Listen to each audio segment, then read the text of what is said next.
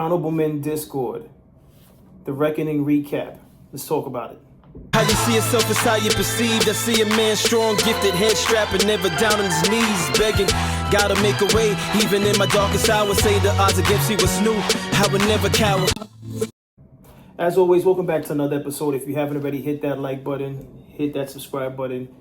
And by all means, if you have something you'd like to share, I'll see you in the comment section. So let's get straight to it. You know, I had to jot down some things because I finally finished The Reckoning. Actually, I finished it, I want to say I finished it on a few days ago. And my first episode on this, I only saw the first episode, and I thought it was well put together. But let me just say this. After watching the documentary in its entirety, I think what really made the documentary was that footage that 50 was able to get his hands on. I think we could all agree that is what made the documentary what it is. That's what gave it its value. Because outside of that, all the other information was already disclosed. If I'm not mistaken, it was already disclosed on other documentaries. I think there was a documentary on Hulu or one of those other streaming services. But the behind the scenes footage was priceless. But let me just say this. It's interesting because I go to social media, obviously, for content, and I'm seeing mixed reactions from different people. I'm seeing, I think I saw Waka Flocka speak on it about how, just paraphrasing, basically he's like, you know, I wouldn't even bother messing with 50 as far as, you know, the way he put together this documentary. If I'm wrong on that, let me know in the comments, but it seems as though that's what he was alluding to, Waka Flocka. And then I see those people that they act as though 50 is basically some type of snitch, or this looks bad for 50. For those people that react that way, and by all means, if you're watching this episode and you watch The Reckoning and you look at 50 Cent as though this devalues his brand, I just have this to say to you. You clearly haven't been following 50 Cent in his career. Especially, you haven't been following 50 Cent on Instagram and the way he trolls. This is 50 Cent. Everything you see that, him putting together this documentary is 50 Cent. This is who he is. He enjoys stuff like this. He's very diabolical in nature. I don't know if that's a good or bad thing, but that's how he operates. That, he's been able to become successful being who he is.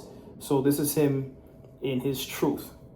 All right. Now, I know people will say the motivation for this whole documentary is because the mother of his child left him and was dealing with Diddy. I'm not even sure if she left him to deal with Diddy.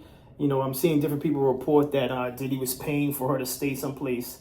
I mean, even if that's the case, let's be honest. And I'm just an outsider observing, as we all are. When I saw Daphne, because that's her name, when I saw my very first time seeing a photo of Daphne, I said to myself, this is arranged. All right. And not to say, 50 Cent with his success can't get someone that looks like Daphne, but when I saw Daphne's face, her photo, I said to myself, this is the type of woman who, under other circumstances, I don't see her being with 50 Cent. And let's just be honest. If I'm wrong, I'm wrong. It's a speculation. But again, I'm observing because I look at these things like the 50 Cent before his success, the 50 Cent from Southside Jamaica, Queens, would he have been able to pull a Daphne? Now, and again, remember how 50 Cent presented himself outside when he was fresh off of South Jamaica, Queens. The Power of the Dollar album or mixtape. I can't remember at this time what that was, but someone like Daphne, maybe Cameron would have been able to pull her because of Cameron's personality and that whole Harlem swag. But 50 Cent, and I could be wrong in this, and you're more than welcome to disagree with this, but 50 Cent probably would not have been able to bag a Daphne had he not been as established as he is. And that's just my opinion, That's just my opinion, and that's not no disrespect to 50. But let's just call it what it is. And I think 50 Cent, he's a smart, intelligent guy. I think he knows that was one of those things where he was just interested in being with someone that normally would be out of his range. And it sounds like I'm insulting the guy, and I don't mean to insult him, but I'm just calling it for what it is. All right. So with her leaving allegedly to deal with Diddy, the same thing applies with Diddy. Now, Diddy, I want to say maybe would have been able to get a Daphne, but we saw from the documentary how Diddy pretty much found himself as the years progressed within the industry. You know, he started off looking like a nerd, to be honest with you. And he found a look that worked for him. And, you know, with money, you start to fix yourself up. But listen, when you're around that kind of money, you're seeing it now. You're seeing it on social media. You're seeing, you know, the OnlyFans. You're seeing how some of these, not all women, but some of these women are operating when they know you have success, a name, and you can take them places and do things for them.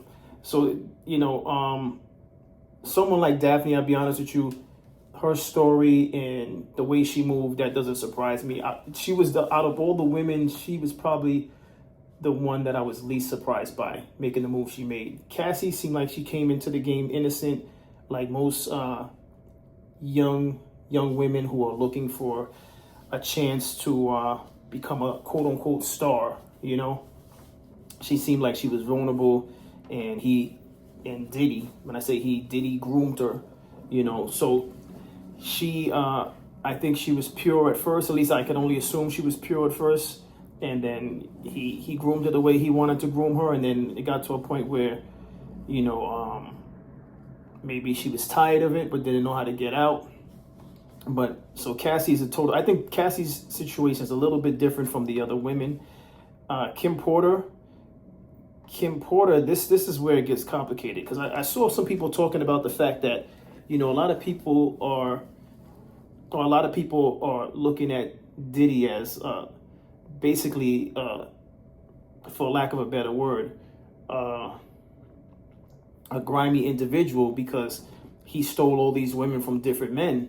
But I came across someone who said something that just didn't dawn on me at the time of watching these different videos. And they said, why isn't anyone paying attention to the women? And why were the women making these choices to leave the men? Especially Albie Shaw's situation. Albie Shaw's situation seemed like he just straight up snatched Kim Porter from Albie Shaw. You know, and even Albie Shaw in the documentary seemed like he was surprised by by her deciding to go with him. Because Albie Shaw was on at the time, if I'm not mistaken, with Uptown Records. He was on, and then Kim was working in the building, and when Diddy came on, you know, and under Andre Harrell, he spotted her and he wanted her, and he was persistent. He took her right from Albie Shaw. I thought that was insane. But going back to what where I'm trying to go with this is, some people were looking at 50 Cent as though like, oh, I can't believe he put something like this together. I'm not surprised, because that's how 50 Cent moves. You see how he handled business, or how he decided to respond to, I guess, what he felt was the disrespect from Big Meech, from looking to do a return home party with Rick Ross in Miami. He shut that down, and then he not only shut that down, but he shut down Little Meech, which Little Meech was just, he was innocently in the crossfire of 50 Cent being who he is. So if you've been following 50 Cent, like this documentary, I wasn't shocked by it. I don't look at 50 Cent any different. You already know the type of person he is. You cross him, and it's very few cases where you cross him and you get a second chance. I think I've mentioned this before in one of my episodes. And 50 Cent, the only person I know that got a second chance with him was Young Buck. He got a second chance to return to G Unit, which was very rare. So it showed that 50 Cent, to me, had some respect for Young Buck. But then after the second time, it's finished. He's finished. I don't know what his relationship is like with Banks. I don't know if Banks is trying to do music with 50 Cent. I don't even know if 50 Cent cares about making music to begin with. But 50 Cent is not a second chance type of person. You know, once you cross him, And in this case, I think, he felt some kind of way because, having to hear things about Daphne from the trial, the federal trial with Sean Combs, that probably ignited a desire to just tear Sean Combs' brand down, which I think he did a good job at this. But if anyone who's watching this episode feels as though 50 is he's a lame for doing this documentary, I'd like to hear from you. Let me hear why 50 Cent's a lame. And when you say 50 Cent's a lame, are you saying that because you're a Sean Combs fan? And I'm trying real hard not to say all his other nicknames. His name is Sean Combs. I'm not going to say the other ones.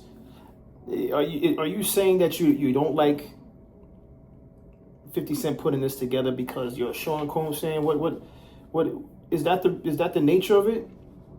Or you're not a Sean Combs fan and you're just saying it because you think it's distasteful that 50 Cent put this together? I don't think it's distasteful. It's all fair. 50 Cent is in that space. Now, had he not already been in the space of producing video content, like series and stuff like that, things for TV, then I would have been like, oh, he really went out of his way. But listen, this guy purchased some real estate in Shreveport. So this isn't his lane, so he knows he could capitalize off of this, and why not? So I don't think it's a stretch at all. If you think it's a stretch, I'd like to hear why you think it's a stretch. But let me just speak on Sean Combs now, and I had to jot these things down.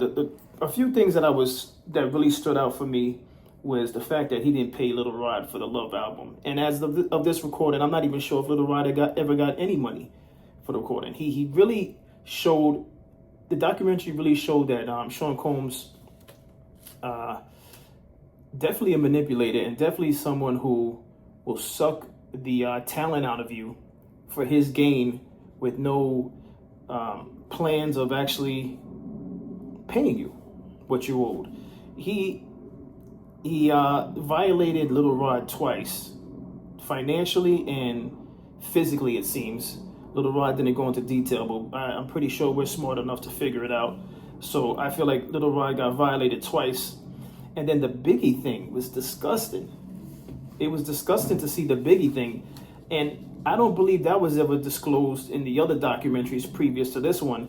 The Biggie thing stood out the most to me, aside from the fact that, it seems like he had his hand in Tupac's demise as well as Biggie. But it's like he doubled down on the Biggie thing and had Biggie, based on what the old employee, I want to say employee or colleague, based on what he said in the documentary, he had Biggie pay for his own funeral. When I heard that, I said, this is like low on top of low. Like, how much money does a person want? How much riches does a person want to gain to do something just that devilish and dark?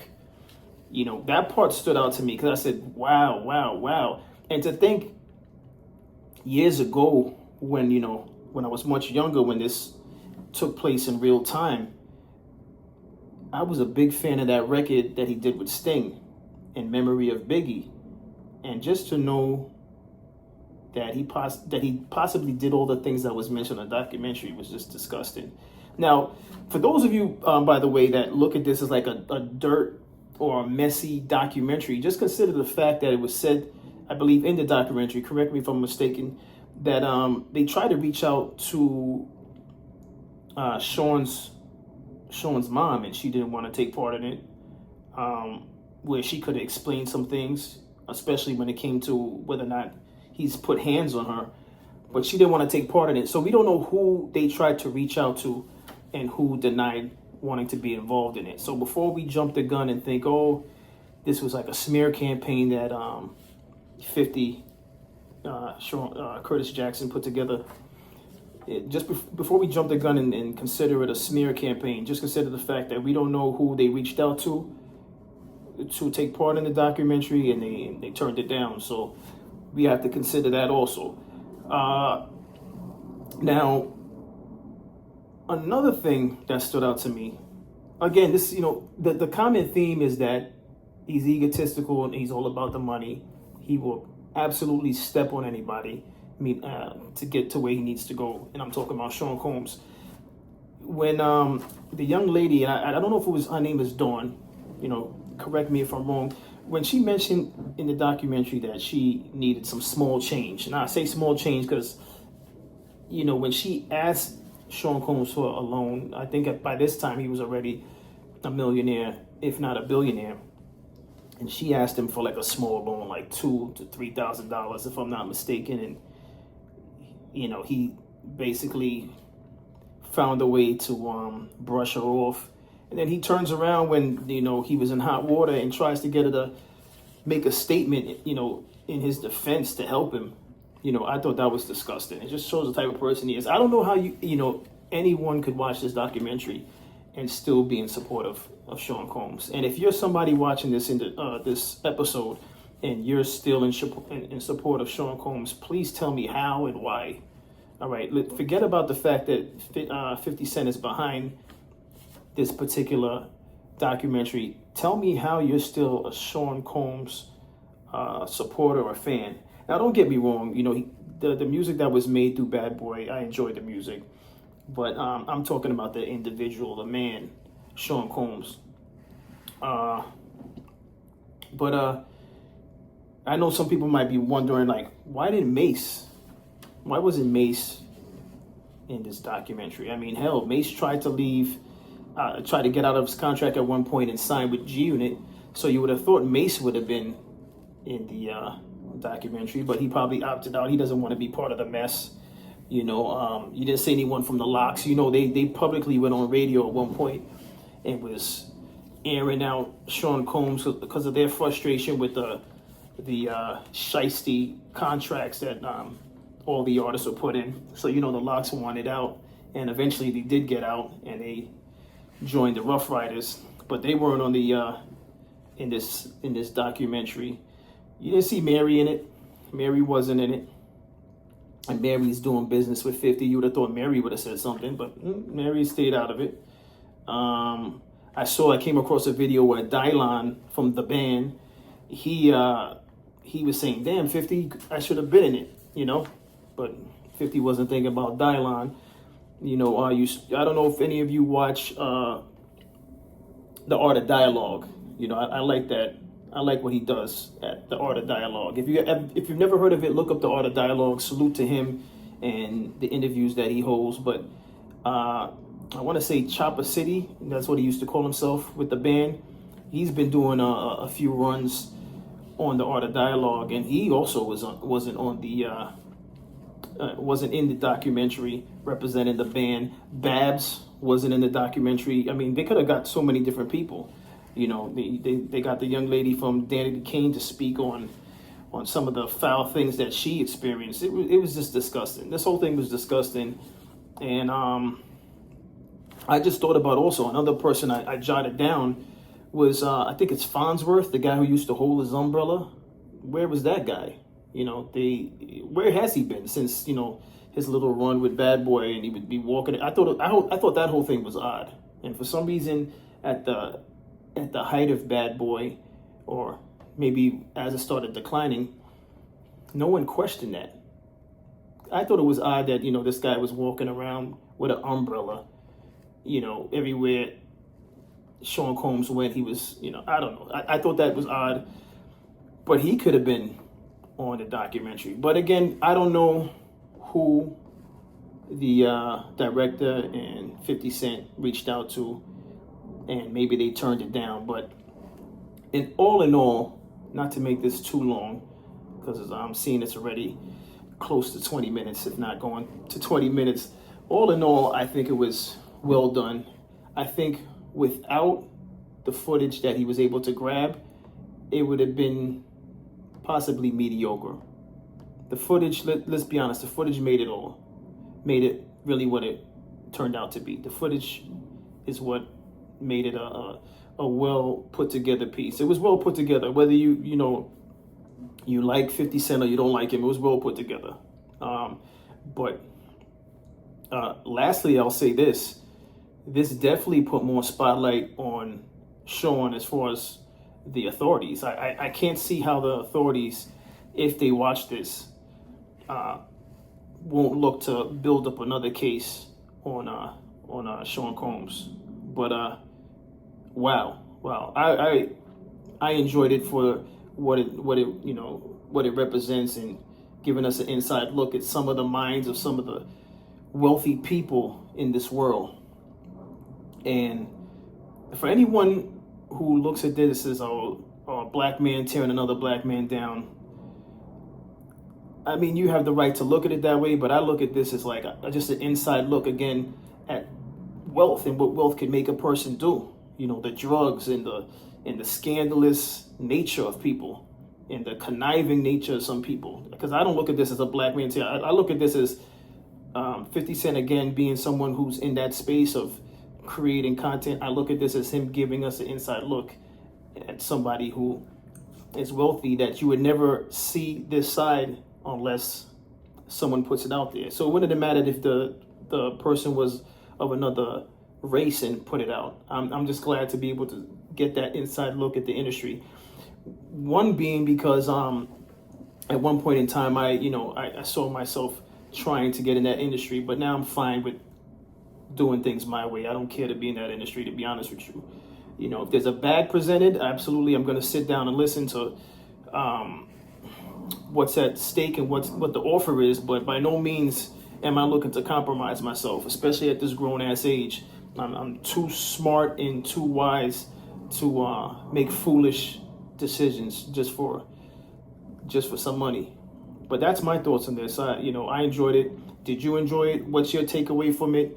And let me know in the comments. But other than that, I appreciate everyone for tuning in. As always, if you haven't already, hit that like button, hit that subscribe button, and as always, stay honorable.